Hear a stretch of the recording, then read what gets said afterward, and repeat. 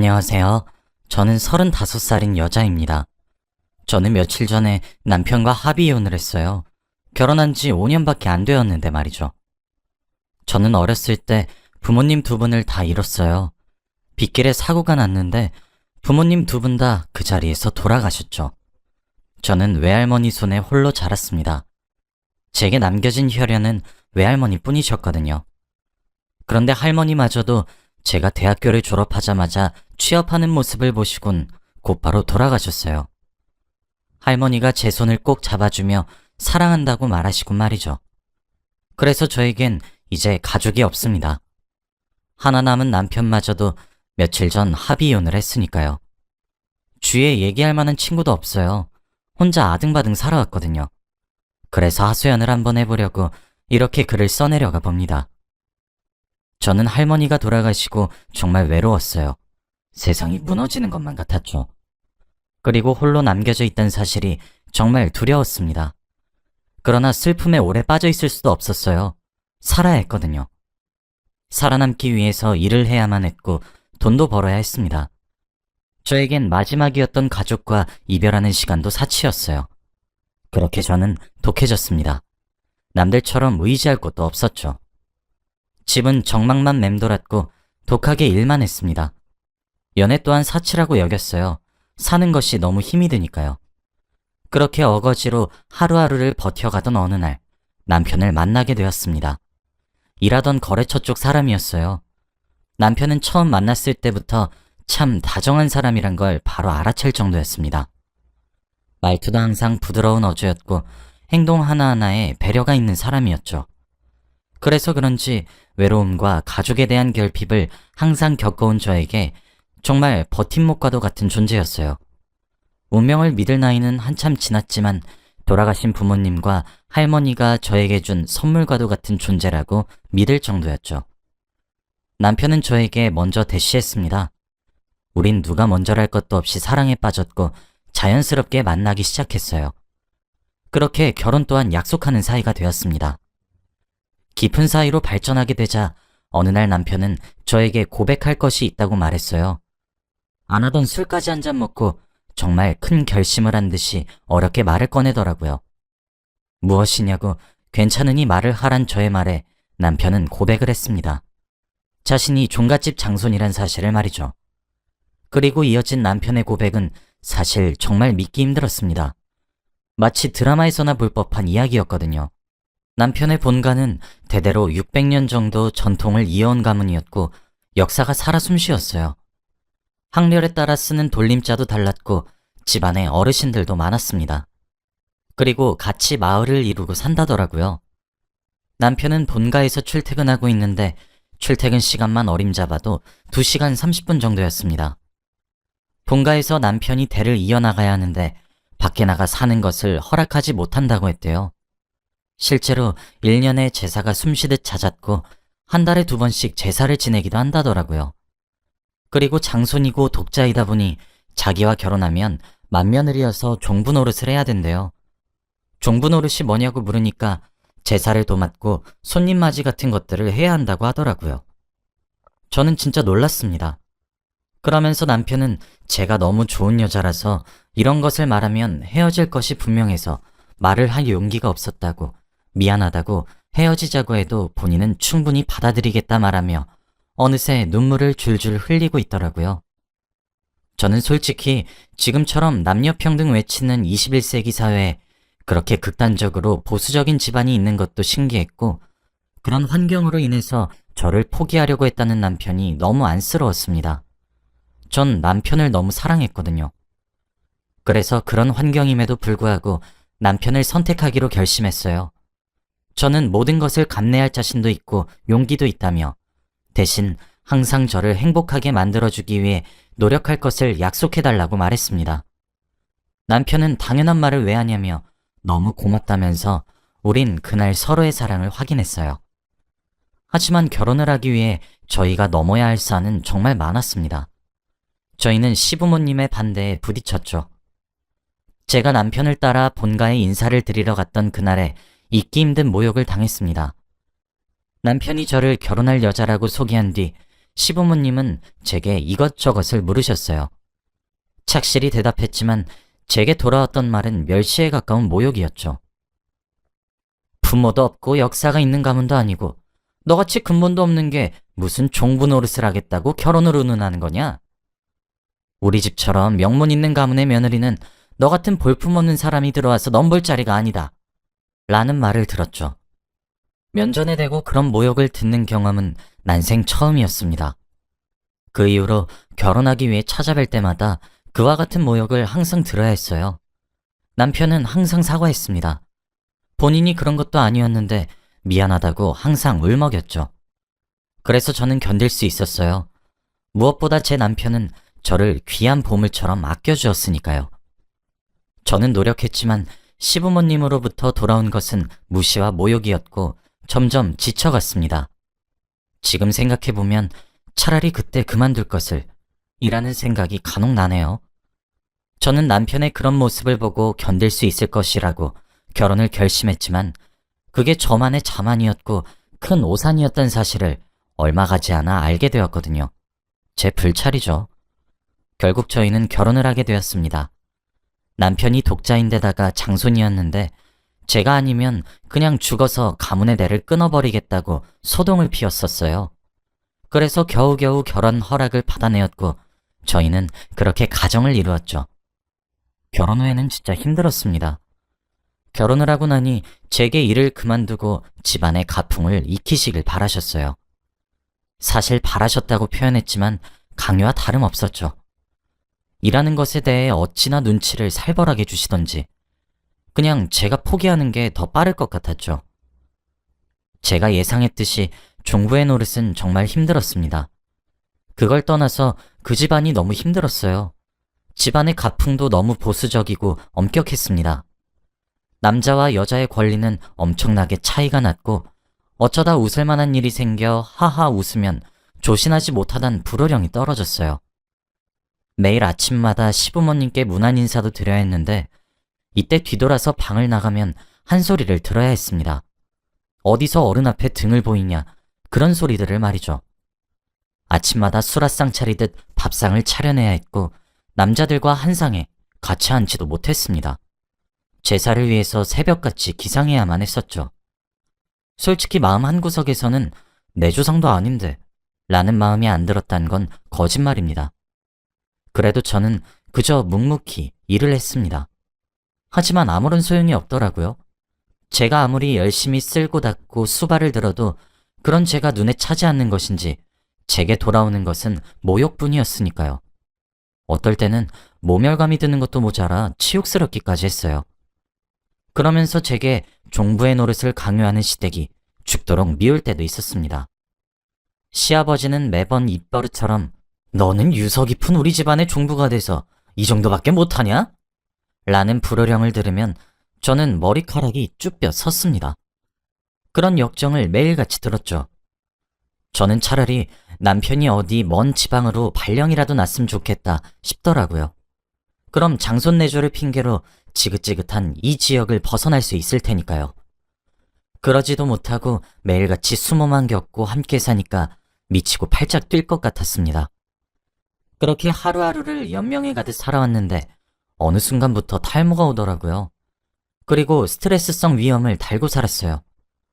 속이 매일 쓰려서 약을 달고 살았지만 그럼에도 불구하고 그곳에서 견디고 버틸 수 있었던 이유는 딱 하나, 남편이었습니다. 남편은 항상 제게 다정했어요. 그 보수적인 집안에서 나고 자란 것이 의심될 정도로요. 항상 제게 따뜻한 말 한마디를 건넸고 이런 집안에 끌어들여서 저를 욕심내서 미안하다며 매일 밤마다 오늘도 하루 내내 너무 고생했고 미안하고 사랑한다며 속삭여 주었어요. 자기 전 매일 팔과 다리를 주물러 주었죠. 그래서 버틸만 했어요. 무엇보다 이런 사람이 제 남편이어서요. 그런데 그럼에도 불구하고 저희는 합의 이혼을 했습니다. 저희는 결혼한 지 5년이 넘어갔지만 저희들 사이에 아이가 없어요. 앞서 말했듯 남편은 종갓집의 장손이며 심지어 독자이기까지 합니다. 그래서 저는 모욕적인 언사를 들음과 동시에 아들을 낳아 대가 끊기지 않게 만들어야 된다는 강요와 압박을 받아왔죠. 저도 알고 있었고 노력했어요. 왜냐면 제가 아들이라도 하나 낳아놓으면 제가 처한 상황이 조금 개선될 것 같다는 사실을 누구보다 먼저 눈치챘으니까요. 그래서 매일을 노력했어요. 저도 숨통이 트이고 싶어서요. 그런 제 노력에도 불구하고 하늘도 무심하신 듯 저희 부부에겐 아이 소식이 들려오지 않았습니다. 안으로는 제가 불임인 걸까라는 생각이 들었고, 밖으로는 시부모님은 맨날 첫날 너처럼 근본이 없는 애를 우리 집안에 들어서 대가 끊기게 생긴 건데 어쩔 거야?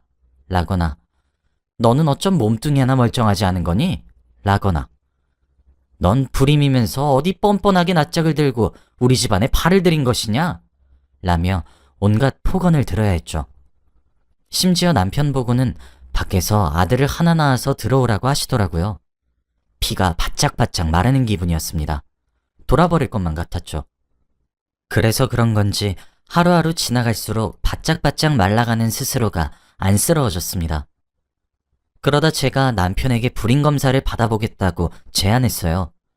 저도 제가 불임이란 소리를 매일 들으니 혹시 정말 그런 것은 아닐까란 생각이 들었거든요. 정말 저한테 문제가 있는 것인지 알고 싶었습니다. 다감한 남편은 그럼 함께 검사받자고 했어요. 왜 본인은 빼냐면서요. 본인의 문제일 수도 있지 않느냐고 했죠. 그래서 저희는 함께 불임 검사를 했습니다. 남편의 말이 씨가 된 것인지 결과는 참혹했습니다. 바로 남편이 임신 계획조차 하지 못하는 몸이었거든요. 저는 이 사실을 알릴까 말까 고민했습니다. 이걸 아시게 되면 뒤집어지실 테니까요. 남편은 당장 알리자고 하더라고요. 그래야 제가 조금이라도 덜 힘들어진다고 말하면서요. 그래서 저희는 이 사실을 시댁에 알렸습니다. 역시 제가 예상했던 대로 뒤집어지셨어요. 문제는 두 분만 뒤집어지신 것이 아니라 온 집안이 뒤집어졌단 거였죠. 믿지 않으려고 하시는 시부모님께 결과지를 보여드렸습니다. 시어머니는 그 자리에 풀썩 주저앉으셨고 시아버지는 뒷목을 잡고 뒤로 넘어가셨습니다. 시부모님뿐만 아니라 집안의 어르신들의 반응도 파란만장 그 자체였죠. 저는 솔직히 고소했어요. 내심 그렇게 많이 괴롭혀서 벌 받은 거라고 생각했거든요. 본인들 장손의 문제니까 어찌할 도리가 있겠냐고 생각했죠. 저는 사실 제가 외롭게 커와 그런지 아이에 대한 욕심이 크지 않았고 남편은 자기 때문에 아이를 갖지 못한다는 사실에 제게 미안해했지만 저는 사실 별로 상관이 없었어요. 부모를 일찍 여의고 할머니 손에 자라서 어떻게 아이를 길러야 할지 알지도 못하기도 했으니까요. 그렇게 저는 괜찮다 생각하고 별 생각 없이 이 일을 넘겼습니다. 뭐 장손의 신체가 안 된다는데 시댁에서 어쩔 도리가 없을 것이니까요. 근데 진짜 오산이었죠. 한 보름 정도 지났을까? 시부모님이 저희 부부를 방으로 부르셨습니다. 저는 사실 기대했고 바랬어요. 제가 이제껏 받아온 모욕과 멸시, 그리고 강요와 압박에 대한 사과까진 바라지도 않았고 다만 지금보다는 훨씬 덜할 정도로 괴롭히시겠지 싶었거든요. 그런데 제 예상을 뛰어넘으셨습니다. 시아버지는 제게 한 가지 제안을 하셨어요. 며느라, 우리 집은 이대로 대가 끊길 수는 없어. 저번에 너희들 불임검사 결과지를 받아보니 우리 아들은 결과가 그렇게 나왔지만 네 자궁은 건강하다고 되어 있더구나. 그러니 네가 애를 낳아 대를 잇도록 하자. 라고 했어요. 저는 아버님, 그렇지만 그이는 아이를 가질 수 없는 몸인데 어떻게 그러나요? 라고 물었어요. 시아버님 입에서 이어진 제안은 차마 믿기 힘들 정도로 정말 충격적이었습니다. 우리 가문에 불임센터에서 일하는 사람이 있어. 원래 시험관 시술은 혼인신고를 한 부부에게만 허용되지만 내가 잘 이야기했더니 시험관을 하도록 도와준다고 하더구나. 그러니까 너는 내일부터 몸과 마음을 청결히 하고 아이를 가질 준비를 하도록 해라. 라셨어요. 사실 제안도 아니었습니다. 명령에 더욱 가까웠죠. 전 당연히 그 자리에서 거부했어요. 아버님, 어쩜 제게 그런 말 같지도 않은 제안을 하세요? 말이 된다고 생각하세요? 라고 했더니 그럼 가문의 대가 끊겨야 하는 거냐? 라며 오히려 제게 역정을 내셨습니다. 제가 지르는 소리에 한동안 멍하니 넋을 놓은 것처럼 앉아있던 남편은 그제야 정신을 차린 것인지 제 말에 동조하면서 그건 아니라고 소리쳤어요. 그러고는 제 손을 잡고 그 자리에서 나왔죠. 저는 남편 손에 이끌려 그 자리, 아니 그 집을 나오게 되었습니다. 지금 생각해도 참 충격적이에요. 너무 구역질이 나는 제안이지 않나요? 어쩜 그리 비인간적인 제안을 눈 하나 깜짝하지 않고 하실 수 있죠? 정말 상식적으로 이해할 수가 없었습니다. 더욱 충격적인 것은 그 사실을 시어머니 앞에서 말씀하신 거예요. 시어머니도 그렇습니다. 왜 옆에서 그 말씀을 들으면서 아무 소리 안 하셨던 걸까요? 그렇다면 시어머니와도 어느 정도 합의하신 내용이란 것이겠죠. 저는 생각이 꼬리에 꼬리를 물었고 점점 화가 미친 듯이 치밀어 올랐어요. 사람이 정말 너무 화가 나면 이성을 잃는 것이 아니라 오히려 차분해지기 시작하더라고요. 그냥 차라리 돌아버리거나 미쳐버리고 싶었어요. 자꾸 돌아버릴 것 같고 미쳐버릴 것 같고 죽고 싶어지니까 너무 힘이 들더라고요. 남편은 그런 제게 울면서 빌었습니다. 그런 소리 듣게 해서 미안하다면서요. 본인 집안이 가문에 대한 자부심도 엄청 강하고 남들 집보다 특수성이 강하다고 생각했지만 대를 이어야 된다는 생각이 저렇게 미칠 정도로 머리에 있는 건 줄은 몰랐다면서 말이죠. 그러면서 제게 여보, 나는 당신을 너무 많이 사랑해. 아마 내 인생에서 당신을 제외하고 또 동반자가 생기지 않을 거야. 맹세할 수 있어. 난 당신을 너무 많이 사랑해. 당신은 내게 너무 소중한 사람이야. 당신이랑 연애하고 결혼하는 내내 너무 행복했어. 그런데 내가 당신을 곁에 두고 싶어하는 이기적인 욕심에 당신에게 희생을 강요한 것만 같아. 당신이 핍박을 받고 힘들어하고 그런 모습들을 다 보면서도 내가 좀 더 잘해주자, 더 아끼고 사랑하자, 그렇게 행동하자 수없이 다짐해왔어. 근데 너무 내 욕심인 것만 같아. 오히려 내가 당신을 탐해서 당신이 더 망가져가는 것만 같아. 너무 미안해. 이런 꼴을 당하게 해서 정말 너무 미안해, 여보. 위자료로 쳐도 좋아. 당신이 무엇을 하든 새로 자리 잡는 것에 대해 내가 모든 것을 지원할게. 내가 해줄 수 있는 것들이 이런 것들 뿐이라 더욱 미안해, 여보. 우리 이혼하자. 라고 울면서 제게 합의이혼을 제안했습니다. 저는 남편에게 물었어요. 아니야, 여보, 그러지 마. 당신 나 정말 사랑한다며. 그러면 그냥 우리끼리 살자, 어? 그 집안에서 나와서 나만 바라보고 살면 안 돼? 정말 당신 욕심처럼 우리들만 나와서 살자, 어? 라고 했어요. 남편은 미안해. 정말 할 말이 없어. 나도 마음 같아선 그러고 싶어. 그치만 안 될 것 같아. 나를 욕하고 이기적이라고 비난을 해도 좋아. 받아들일게. 그치만 당신도 알다시피 우리 집은 나 하나만 바라보고 모두가 사셨어. 나도 잘못된 것을 알고 있고 아닌 건 아니라는 것도 잘 알고 있지만 외면하는 거 너무 힘들 것 같아. 천륜을 끊는 짓을 해낼 자신이 없어. 정말 미안해, 여보. 이런 이기적이고 용기 없는 사람이라 너무 많이 미안해. 라며 엉엉 울기 시작했습니다. 저는 남편을 향해 비난했어요. 너무 이기적이라고 말이죠. 당신 너무 이기적인 거 아니야? 그럼 내 인생은 뭐가 되는 건데? 당신 따라 혈혈단신으로 그 잘난 집안에 이리 치이고 저리 치이며 가진 고생이란 고생은 다 하고 결혼하면서 일도 그만두게 해서 경력도 단절되고 내가 지금 나가서 뭐 해먹고 살아야 되는 건데? 이렇게 될 줄 알았으면 당신이랑 결혼도 하지 않았을 텐데. 당신 너무 이기적이야. 정말 너무 이기적이다. 사랑하는 여자도 제대로 못 지켜주고 아닌 걸 잘 알면서 그놈의 가문이 뭐라고 집안도 버리지 못하고 무엇 하나 손에서 놓을 줄을 모르니? 어떻게 하나를 내려놓을 줄 모르냐고. 어떻게 둘 다 양손에 쥐려고만 하는 거야?